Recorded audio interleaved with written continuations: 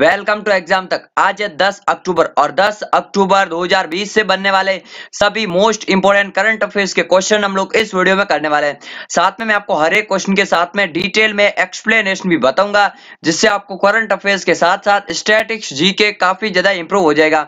Last में मैं आपसे एक सवाल भी पूछूंगा जिसका आंसर आपको कमेंट बॉक्स में देना है, तो पूरा वीडियो ध्यान से जरूर देखिएगा। इसकी क्विज एंड पीडीएफ आपको टेलीग्राम चैनल पर मिल जाएगी, सो ज्वाइन कर लेना, लिंक नीचे डिस्क्रिप्शन में दिया गया है। स्टार्ट करते हैं आज का वीडियो। पहला क्वेश्चन कौन सा है? विश्व डाक दिवस कब मनाया जाता है? इंपोर्टेंट है। विश्व डाक दिवस जो है ये हर वर्ष मनाया जाता है 9 अक्टूबर को। ये आपको इंपोर्टेंटली याद रखना, ठीक है ना।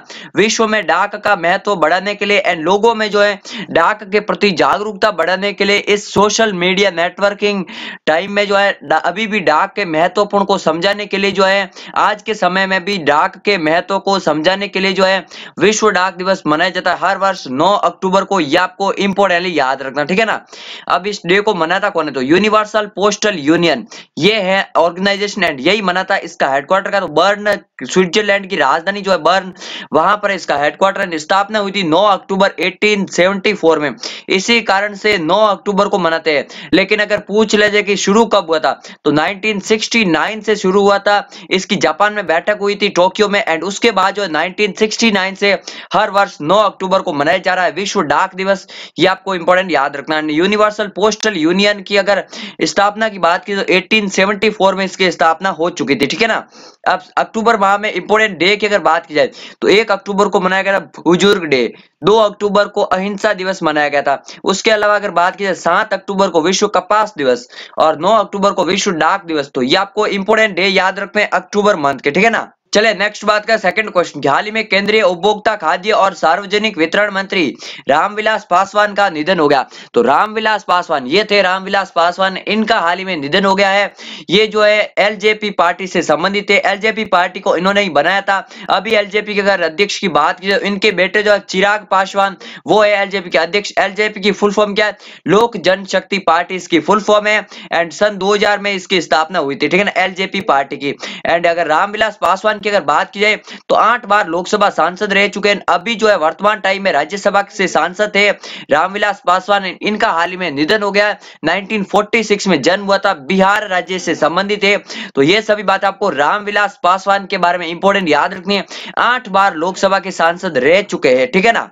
चले नेक्स्ट बात का थर्ड क्वेश्चन। हाल ही में एएमएफआई के नए अध्यक्ष कौन बने? तो एएमएफआई के नए अभी अध्यक्ष बने नीलेश शाह। ये आपको इंपॉर्टेंट याद रखना, 3 वर्ष के लिए बने हैं नीलेश शाह एएमएफआई के नए अध्यक्ष। एएमएफआई क्या है? Association of mutual fund in India, ठीक है ना। म्यूचुअल फंड्स के ऊपर ये सबसे बड़ा एसोसिएशन है, association of mutual funds in India. इसकी स्थापना कब हुई थी? तो 1995 में इसकी स्थापना हुई थी ऑर्गेनाइजेशन की। अगर बात की जाए तो एम राजेश्वर राव, तो मैंने आपको कल ही बताया था आरबीआई के नए डिप्टी गवर्नर बने एम राजेश्वर राव।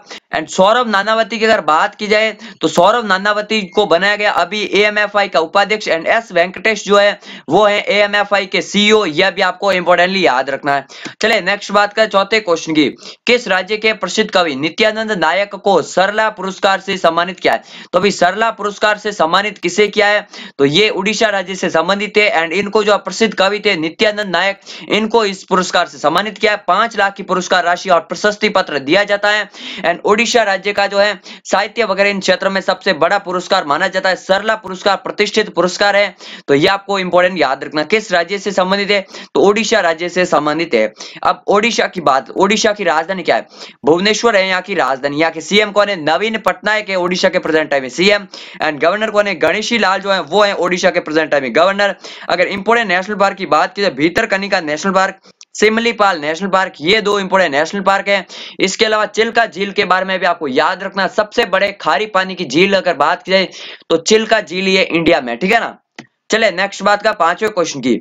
हाल ही में किसने इंडियन बैंक के एमएसएमई प्रेरणा कार्यक्रम को शुरू किया है?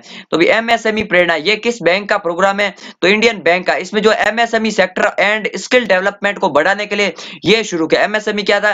Medium small and micro enterprise, ठीक है ना, यानी छोटे और सूक्ष्म उद्योग जो होते हैं उनके लिए एमएसएमई प्रेरणा। अगर बात की जाए एमएसएमई मंत्री कौन है प्रेजेंट टाइम में?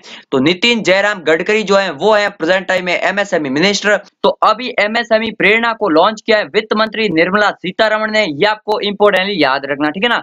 वित्त मंत्री निर्मला सीतारमण ने इसको शुरू किया है। अभी हाल ही में एमएसएमई सेक्टर के लिए जो है इन्वेस्टमेंट को बढ़ावा देने के लिए राजस्थान सरकार ने सिडबी के साथ समझौता किया था, वो भी आपको इंपोर्टेंट याद रखना है।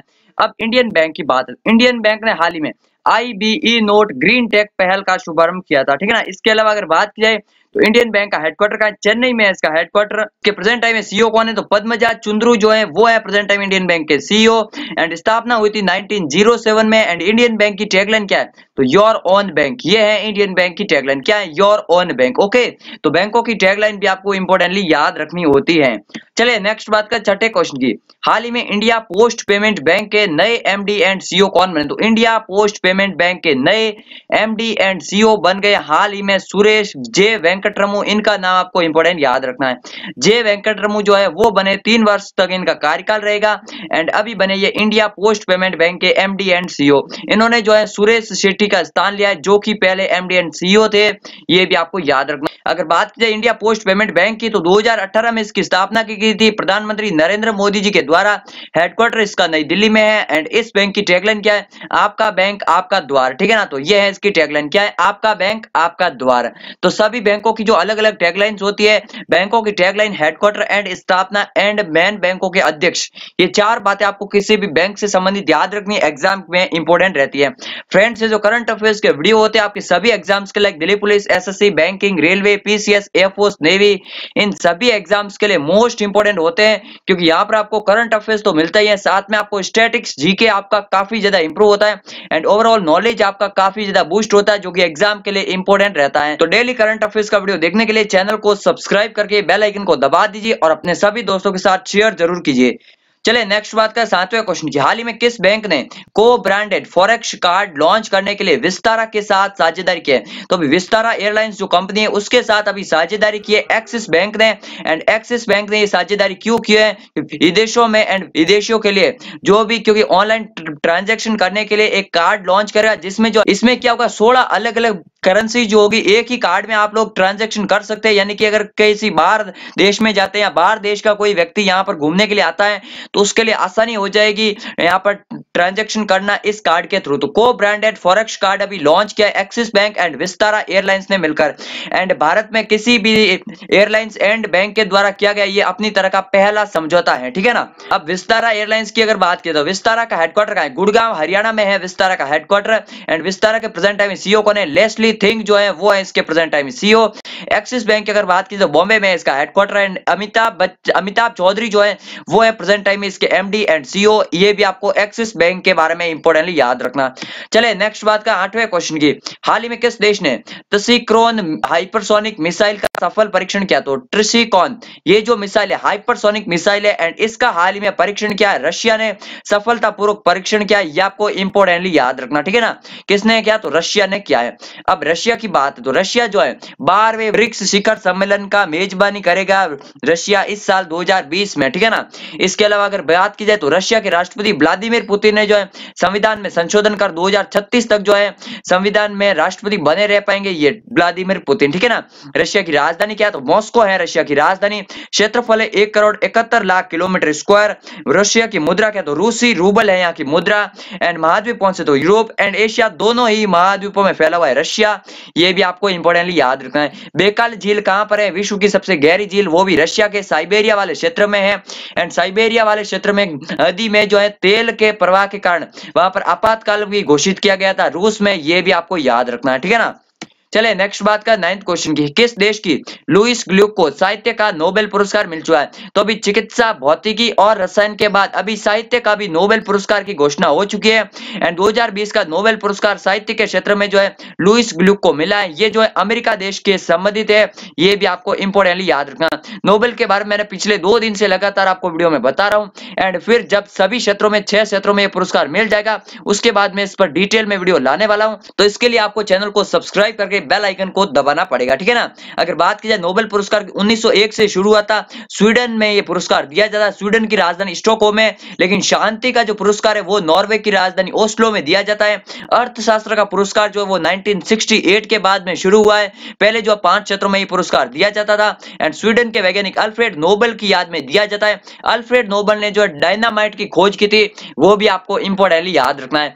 अगर बात की जाए भारत के पहले ऐसे व्यक्ति कौन है जिन्हें यह पुरस्कार मिला है, तो रविंद्रनाथ टैगोर जो है उन्हें साहित्य के क्षेत्र में 1913 में यह पुरस्कार मिल चुका था। 2019 में अभिजीत बनर्जी को मिला था अर्थशास्त्र के क्षेत्र में, यह भी आपको इंपॉर्टेंट याद रखना है। अब अमेरिका देश से संबंधित थी, तो अमेरिका की राजधानी क्या है? वॉशिंगटन डीसी है यहाँ की राजधानी। राष्ट्रपति कौन है? डोनाल्ड ट्रंप है राष्ट्रपति। मुद्रा क्या? तो यूएस डॉलर जो है वो है अमेरिका की मुद्रा। इसके अलावा अगर बात की जाए तो नवंबर 2020 में जो है यूएस में राष्ट्रपति के इलेक्शन है एंड वहां पर 4 वर्ष बाद, हर 4 वर्ष बाद जो है राष्ट्रपति के इलेक्शन होते हैं एंड कोई भी व्यक्ति जो है राष्ट्रपति अधिकतम 2 बार ही रह सकता है, ठीक है ना। अभी प्रेजेंट टाइम में डोनाल्ड ट्रंप जो है वो है राष्ट्रपति। चलिए नेक्स्ट बात का आज के लास्ट और 10वें क्वेश्चन की। विश्व बैंक ने चालू वित्त वर्ष में भारत की जीडीपी कितने प्रतिशत रहने का अनुमान लगाया? तो अभी जून में वर्ल्ड बैंक ने जो अनुमान लगाया था लगभग -3% रहने का अनुमान इस चालू वित्त वर्ष में भारत की जीडीपी, लेकिन अभी जो है उन्होंने अनुमान बढ़ाकर -6.9% कर दिया इस वर्ष एंड अगले वर्ष तो भाई साहब और भी ज्यादा माइनस में रहने वाले वित्त वर्ष 2021 में। तो ये जो है अभी रेटिंग एजेंसी अलग अलग यही अनुमान जता रही है कि जीडीपी जो है इंडिया की कितनी माइनस में रह सकती है, तो -9.6% रह सकती है अकॉर्डिंग टू वर्ल्ड बैंक 2020-21 में इंडिया की, ठीक है ना। अब वर्ल्ड बैंक की बात है तो वर्ल्ड बैंक के हेडक्वार्टर का वॉशिंगटन डीसी में इसका हेडक्वार्टर। सभी वित्त से रिलेटेड जो भी इंटरनेशनल ऑर्गेनाइजेशन है वॉशिंगटन में ही हेडक्वार्टर। इसके अलावा आईएमएफ जो है उसका हेडक्वार्टर भी कहां पर है? तो उसका भी वॉशिंगटन डीसी में ही है। स्थापना कब हुई थी? तो 1945 में हुई थी वर्ल्ड बैंक की स्थापना एंड अध्यक्ष कौन है? डेविड मालपास जो है वो है प्रेजेंट टाइम में वर्ल्ड बैंक के अध्यक्ष। ये भी आपको इंपॉर्टेंटली याद रखना है। चलिए अब मैं आपको कल के सवाल का आंसर देता हूं। आज का क्वेश्चन पूछता हूं। कल मैंने क्वेश्चन पूछा था एसबीआई के नए चेयरमैन कौन? एसबीआई बैंक के नए चेयरमैन बने अभी दिनेश कुमार खारा। इनका नाम आपको इंपॉर्टेंटली याद रखना। पहले ये एसबीआई के एमडी थे एंड इनसे पहले जो रजनीश कुमार थे एसबीआई के अध्यक्ष, अभी ये बन गए दिनेश कुमार खारा। तो आपको इंपॉर्टेंटली याद रखना। एसबीआई बैंक की अगर बात की जाए तो 1955 में 1 जुलाई को इसकी स्थापना हुई थी एंड हेडक्वार्टर का है बॉम्बे में, इसका हेडक्वार्टर है। अब आज का क्वेश्चन कौन सा है? तो किस राज्य सरकार ने डिजिटल सेवा सेतु कार्यक्रम की शुरुआत की है? तो इसका आंसर आपको कमेंट बॉक्स में देना है। किस राज्य ने डिजिटल सेवा सेतु कार्यक्रम की शुरुआत की है? उस राज्य की कैपिटल, सीएम, गवर्नर, जितनी भी ज्यादा आपको डिटेल पता हो जरूर लिखिए कमेंट बॉक्स में। चैनल को सब्सक्राइब जरूर से कर लेना एंड वीडियो को अपने सभी दोस्तों के साथ शेयर करना। आज के वीडियो का टारगेट है 300 व्यूज का, क्योंकि आप लोग डेली देखते हैं। 150-200 व्यूज तो हमारे डेली वीडियोस पर आ जाते हैं, लेकिन आप लोग जो है शेयर बिल्कुल भी नहीं करते हैं। तो आपसे रिक्वेस्ट है, अगर आपने यहाँ तक वीडियो देखा है व्हाट्सएप, फेसबुक, टेलीग्राम पे वीडियो को शेयर जरूर कीजिए। मिलते हैं एक नए वीडियो में, तब तक के लिए जय हिंद, जय भारत।